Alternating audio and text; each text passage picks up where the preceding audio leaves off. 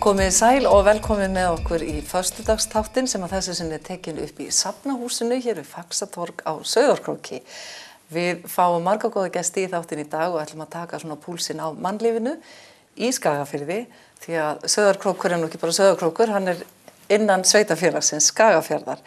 Við ætlum meðal annars að hitta söngelskar systur sem að búa fram í Grænumýri og svo hittum við kvikmyndagerðarkonu sem að er frá Frostastöðum hér í Skagafirði en hún er að taka þátt í keppninni í Stokkfish í Reykjavík og svo fáum við svolítið að heyra vetrarleikana sem fara fram í Tindastóli helgina og fáum Laufeyju Skúladóttir heimsókn, hún ætlar að segja okkur hvernig það er fyrir ungt fólk að búa í Skagafirði.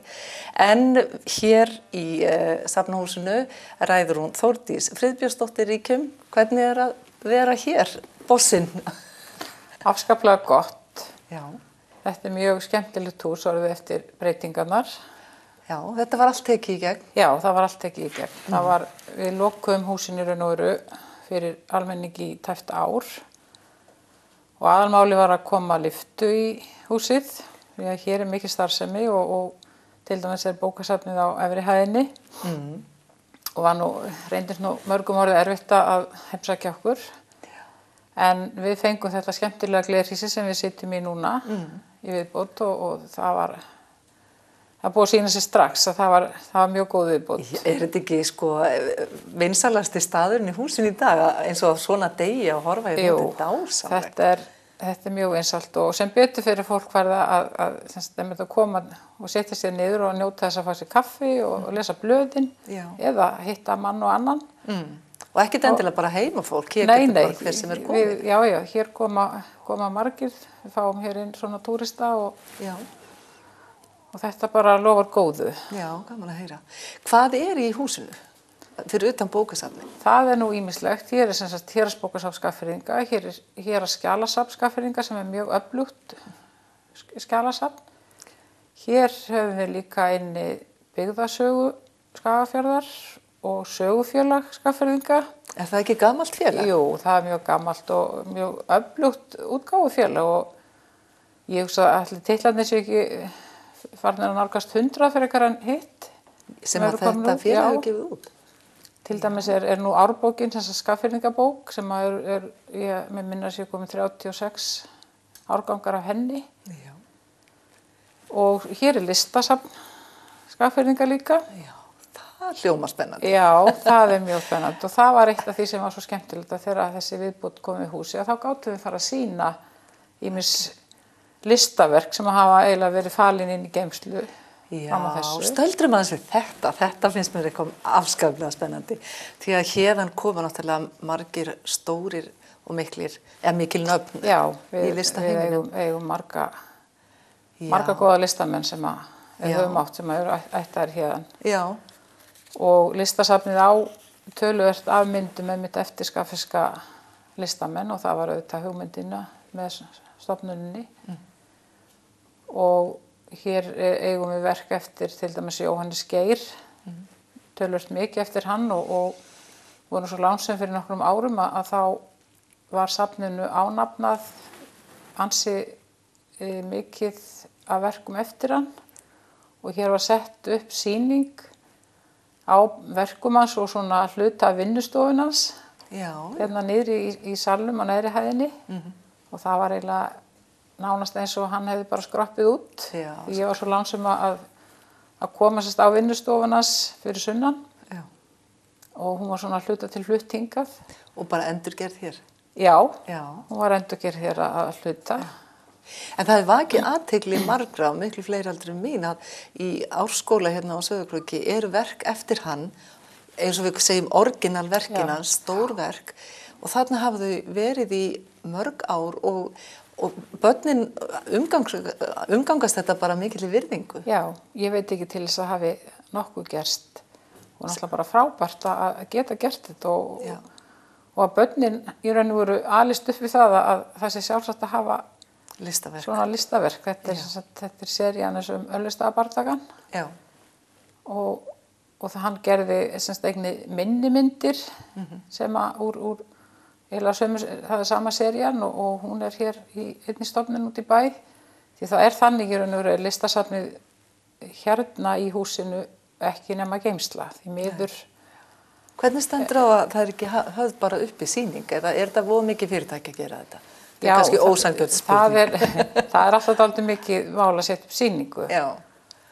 En aðalega kannski er það líka það þarf góðan sal og við höfum nú verið með salinn hérna niðri. Við höfum sett upp sýningu árlega í renta í kringu Sæluvíku. Já. Og það er á stefnuskráni núna að gera það þó að við höfum ekki salinn vegna þess að hann er að hluta til orðin vinnusvæði og geymsla fyrir skjalasafnið. En þá bregði á þetta ráð að leigja eða lána út verki? Já, það hefur verið gert í mörg ára og að þau eru leigð út til stofnana og skóla og náttúrulega bara frábært að hægt er að njóta þeirra þannig meðan að við getum ekki sýnt þau öll. Já. Þú nefnir Jóhannes Geir en þarna er Elías B. Halldórsson og Jón Stefánsson. Já, Elías náttúrulega bjó hér lengi. Elías er Austfirðingur en bjó hér lengi og var vinsæll listamaður og við erum með nokkur hérna upp í húsinu eftir hann. Afskaplega falleg. Hann er frá Borgarfirði Eist. Já. Svo eru þeir bræður Hrólfur og Sigurður Sigurðarsyni sem hérna, við eigum verk eftir. Ásta Páls og við nefnum einhverju konu, er það ekki? Við eigum verk eftir Ástu. Og fleiri þessir svona, þeir eru kannski fyrirferðarmestir þessir. Já. Einhvern tímann man ég eftir því að sagt var að ef Sauðárkrókingar eða Skagfirðingar myndu selja þetta listasafn þá myndu slétt út allar skuldir sína heldur að það standi ennþá. Ég þori nú ekki að hérna skjóta það en ég veit að verðmætið er mjög mikið. Já. Þetta eru bara það er þekkt nöfn og þetta eru svo falleg listaverk. Við höfum ekki gleyma Jóni Stefánssyni. Nei, svo hann náttúrulega. Já. Ég held að því miður eigum við ekki marga myndir eftir hann. Nei.